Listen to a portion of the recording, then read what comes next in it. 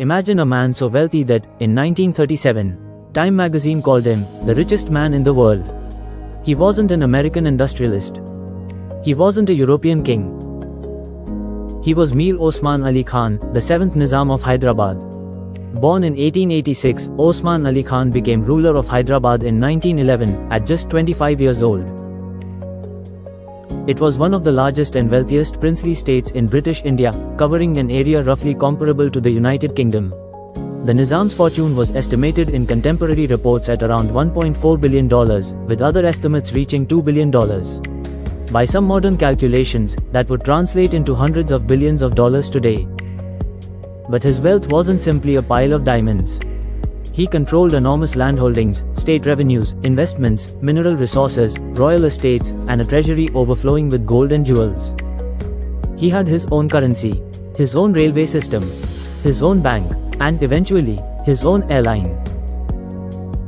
The Nizam's legendary wealth was surrounded by stories that sounded almost fictional.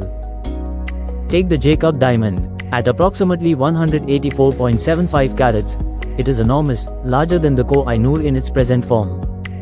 But its story is even stranger than its size. The diamond had been acquired by the previous Nizam, Mahbub Ali Khan. After his death, the stone was reportedly discovered hidden inside one of his shoes. And what did Osman Ali Khan do with a diamond of extraordinary value? He reportedly used it as a paperweight. His jewelry collection was immense. The famous Nizam collection contained 173 extraordinary pieces, including diamonds, emeralds, rubies and pearls. But those 173 pieces were believed to represent only a tiny fraction of the larger royal collection. And then there was the gold. Contemporary reports described hundreds of millions of dollars worth of gold and jewelry. But here's an important correction to the popular legend. The Nizam's wealth did not simply come from the famous Golconda diamond mines. By Osman Ali Khan's time, those mines had long since declined. Golconda was famous largely because it had historically been a major center of the diamond trade. The Nizam's fortune was built on the much broader wealth of Hyderabad state. And despite all those riches, he was famously obsessed with saving money. He reportedly wore simple clothes, avoided unnecessary extravagance, and was even known for repairing old possessions instead of replacing them. The world's richest man didn't want to look rich. But if you think Osman Ali Khan simply sat on a mountain of gold, think again. His greatest legacy may not be his jewelry. It may be the Hyderabad he helped build. In 1917, he issued the order establishing Osmania University. It began functioning in 1918, and did something remarkable. Its principal language of higher education was Urdu, while English was taught as a language. Under his reign, Hyderabad developed major institutions in education, medicine and science.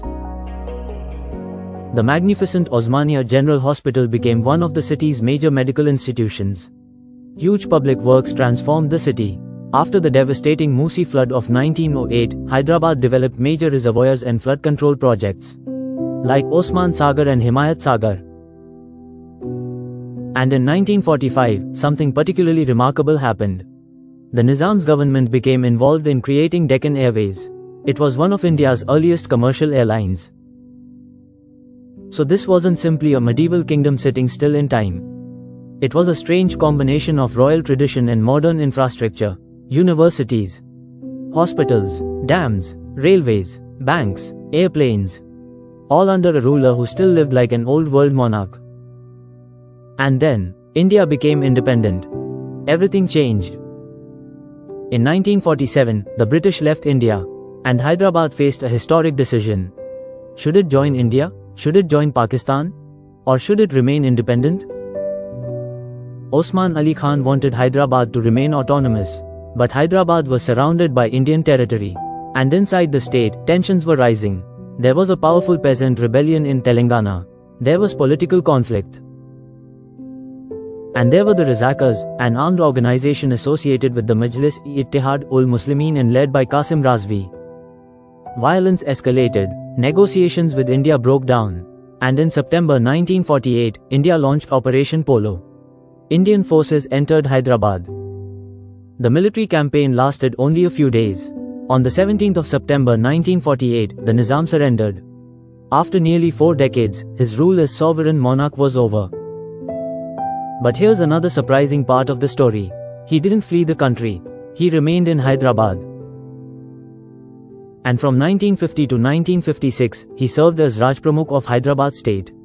The man who had once ruled one of India's most powerful princely states now served within the Indian Union. His political power was gone. But his wealth, his palaces, his family and his extraordinary legacy remained.